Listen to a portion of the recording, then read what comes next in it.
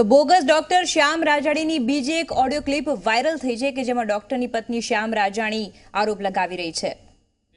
હું સ્પષ્ટપણે રદિયો આપું છું અને પાયાવીન અને બેબુનિયા છે। આ અંગે વિશેષ ખુલાસો કરવાનો કે જે કરિશ્માબેને જે આક્ષેપો કર્યા છે એ કોઈ અગમ્ય કારણસર અથવા એમની માનસિક સ્થિતિ બરાબર ન હોવાને કારણે અથવા તો બિન પાયાદાર છે। અને આ અંગે વિશેષ મારે જણાવવાનું કે જે આ એમણે એક આરોગ્ય શાખાના આરસીએસ સોસાયટીના કર્મચારી તરીકે આક્ષેપ કરેલ છે એ વિશે એમની સામે શિક્ષાત્મક પગલાં ભરવામાં આવશે। અમને એમને ખુલાસો પૂછવામાં આવશે અને એમનો જવાબ મળીએ એમની વિશે વિશેષ કાર્યવાહી કરવામાં આવશે। સર, જે એક આક્ષેપ કરવામાં આવ્યો છે એમના પત્ની કરિશ્માબેન છે એમના દ્વારા, ડૉક્ટરના પત્ની, કે છોકરીઓ પૂરી પાડવામાં આવતી હતી, આ રીતનો જે ગંભીર પ્રકારનો આક્ષેપ છે। સર, આપ શું કરવાના છો હવે? મેં કીધું એ પ્રમાણે કે કરિશ્માબેન છે અમારા મોરબી રોડ આરોગ્ય કેન્દ્રના એક આરસીએચના 11 માસના કરારબદ્ધ કર્મચારી છે। એ અમારા કર્મચારીઓને જે એડમિનિસ્ટ્રેશન સામે વિરુદ્ધ જે આક્ષેપો કરવા પાયો એ ખરેખર ગંભીર બાબત છે। સૌ પ્રથમ તો એમની સામે અમે ખુલાસો પણ કરશું, શિક્ષાત્મક પગલાં લેશું અને જરૂર જણાય તો અમારા એડમિનિસ્ટ્રેશનની સલાહ લઈ આગળની કાર્યવાહી કરવામાં આવશે। સર, માનહાનિનો કોઈ દાવો કરવાના છો? કેમ કે ગંભીર પ્રકારના જે આક્ષેપ છે આપની છાપ પણ ફેલાઈ રહી છે। ચોક્કસપણે, કારણ કે આ વસ્તુ છે એકદમ પાયાવીની અને ગંભીર બાબત છે અને કોઈ પણ જાતની આ રીતે કોઈ પણ અધિકારી ઉપર આક્ષેપ કરવો છે ગંભીર બાબત છે। એટલે એમનો ખુલાસો આવે અમે ચોક્કસપણે એમ માનહાનિ દાવો કરવાની પણ અમે કરી શકીશું। સાહેબ, જે રીતે સર્ટિફિકેટની વાત છે, બોગસ સર્ટિફિકેટ છે, મહાનગરપાલિકા દ્વારા પણ ક્યાંક બોગસ સર્ટિફિકેટ આપવાની વાત કરવામાં આવે છે। આ મામલે કઈ દિશામાં મહાનગરપાલિકાનું આરોગ્ય વિભાગ તપાસ કરશે? રાજકોટ મહાનગરપાલિકા વિસ્તારમાં બોમ્બે નર્સિંગ એક્ટ હેઠળ જે પણ ડૉક્ટરો હોય છે અથવા હોસ્પિટલ ચાલતી હોય છે એમનું રજિસ્ટ્રેશન કરાવવું ફરજિયાત છે, જેને અનુલક્ષીને રાજકોટ શહેરમાં જેટલી પણ હોસ્પિટલ આવે છે આ કિસ્સામાં પણ ડૉક્ટર રાજાણી છે એમને પણ જે બોમ્બે નર્સિંગ એક્ટ હેઠળ રજિસ્ટ્રેશન કરવામાં આવેલ છે। હવે આ અંગે વિશેષ તો અત્યારે અમારું જે એના ઓરિજિનલ ડોક્યુમેન્ટ અને જે અમારો રેકોર્ડ ચકાસણી કરવામાં આવશે કે એમણે જે ડોક્યુમેન્ટ રજૂ કરેલા છે અને એમાં કયા ડૉક્ટરો ત્યાં વિઝિટિંગ છે તે ચકાસણીને જ આનો જવાબ આપી શકાશે। સાહેબ, જો ખરેખર તપાસમાં પણ એવું સામે આવ્યું છે કે તેમની પાસે એમબીબીએસની આ કોઈ ડિગ્રી નથી, પરંતુ ડુપ્લિકેટ ડિગ્રી તેની પાસે છે। આટલા સમયથી આટલા પોઝ વિસ્તારમાં આ પ્રકારે દવાખાનું ચલાવતા હતા, આરોગ્ય વિભાગ દ્વારા કેમ અત્યાર સુધી કાર્યવાહી કરવામાં ન આવીને હવે કઈ રીતે કાર્યવાહી કરવામાં આવશે? ચોક્કસપણે, કારણ કે આરોગ્ય વિભાગને આજે રાજકોટ શહેરની વાત કરીએ તો 1500 થી 2000 જેટલી હોસ્પિટલ છે, ફરિયાદ કરવામાં આવે છે અને સમયાંતરે કરવામાં આવે છે। આમની અત્યારે ફરિયાદ આવેલ છે તો અમારી ટીમ, આરોગ્યની ટીમ કાર્યરત થઈ ગઈ છે, જેમાં કાલથી જ એમણે જે ઓરિજિનલ ડોક્યુમેન્ટ છે અને બીજું વેરિફિકેશન છે એ ચાલુ કરી દીધું છે। એમાં સાથે સાથે જે રાજાણી છે એમની પાસેથી પણ જે એમના ડોક્યુમેન્ટ કરેલા છે, સબમિટ કરેલા છે અથવા તો બીજા ડૉક્ટરે કરેલા છે તો એમના જે એ હોસ્પિટલમાં બીજા વિઝિટિંગ ડૉક્ટર છે જેની પણ ચકાસણી કરવામાં આવશે અને ખાસ કરીને કે જે એમની ડિગ્રી છે એમાં મેડિકલ કાઉન્સિલની પણ ચકાસણી કરવામાં આવશે અને આ સંપૂર્ણ અહેવાલ એમને પોલીસને સોંપવામાં આવશે। અન્ય પણ સાથી અધિકારીઓ તમારી સાથે છે, એમને કોઈ તમારે કોઈ એમની સાથે કોઈ વાતચીત થઈ છે? અમારા અધિકારીઓ છે એમને પણ વાતચીત કરેલ છે અને આ વિશે ચકાસણી કરવા પણ જણાવેલ છે અને એમને પણ આ જે આક્ષેપ કરેલો છે એ ખરેખર પાયાવિહીન અને બેબુનિયાદ છે તેમ જણાવેલ છે। સર, શ્યામને તમે ઓળખો છો? શ્યામ રાજાણીને કોઈ પરિચયમાં આપને આવ્યા છે અત્યાર સુધી?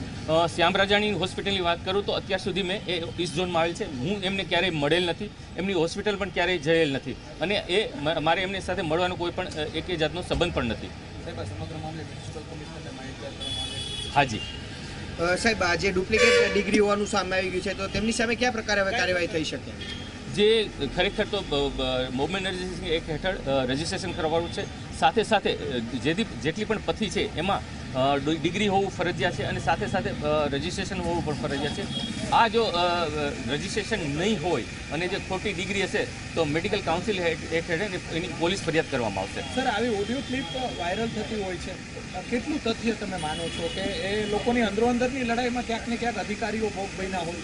ચોક્કસપણે આમાં પ્રાથમિક દ્રષ્ટિએ એ રીતનું છે, કારણ કે જે ઓડિયો ક્લિપમાં ખરેખર ત્રણેય અધિકારીઓ જે આક્ષેપ કરેલ છે તે ખરેખર પાયાવિહીન છે। આમાં મેં દર્શાવ્યું તેમ જે કરિશ્માબેન છે એમને કંઈક માનસિક સ્થિતિ અથવા બીજે કારણે એમણે કોઈ રાગદ્વેષથી અથવા કોઈના ચડામણીથી આવો આક્ષેપ કરવાનું ચોક્કસપણે જણાય છે। માનસિક સ્થિતિ ખરાબ હતી તો ન કર્યા કેવી રીતે? એમણે જે ડાયવોર્સ લીધા એ એમનો પર્સનલ બાબત છે। ડાયવોર્સ લીધા ત્યારે ડાયવોર્સની બાબતમાં એમણે છેલ્લે અઠવાડિયા પછી મેં દર્શાવ્યું તે રીતે એમણે રજા પણ મૂકેલ છે। તમારી સાથે કોઈ જાતને એમને વિવાદ થયો એવું ખરું? અત્યાર સુધીમાં હું કરિશ્માબેનને જે છેલ્લે અહીંયા રજા લેવા એ સિવાય ક્યારેય મળેલો નથી। અને એ હોસ્પિટલમાં પણ મને કોઈ સાથે સંપર્ક પણ થયેલો સાહેબ નથી. હોસ્પિટલની કોઈ સામે કાર્યવાહી થશે જો ડિગ્રી ન મળે ગેરકાયદેસર છે તો હોસ્પિટલ ઉપર શું કાર્યવાહી? ચોક્કસપણે એક તો બોમ્બે નર્સિંગ એક્ટ અને મેડિકલ કાઉન્સિલ એક્ટ હેઠળ એમની સામે પોલીસ ફરિયાદ કરીને કાર્યવાહી કરવામાં સીલ આવશે. મારવાની કોઈ કાર્યવાહી છે? એ જે એક્ટમાં જે જોગવાઈ હશે એ રીતે કાર્યવાહી કરવામાં આવશે. Okay sir.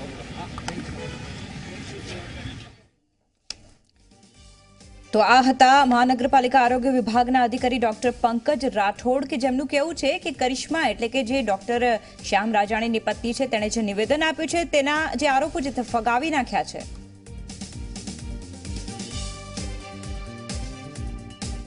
કોર્પોરેશનમાં doctor સુનારા, doctor Visani, doctor Rathod, બરાબર, આજે હેડ કહી શકાય આ બધા લોકોને પંકજ રાઠોડ, હા, બરાબર, આજે કહી શકાય એ બધાને છોકરીઓ અને ડ્રિંક્સ એ સપ્લાય કરે છે અને ખુદ પોતાની હોસ્પિટલે આ જ ધંધો ચાલે છે.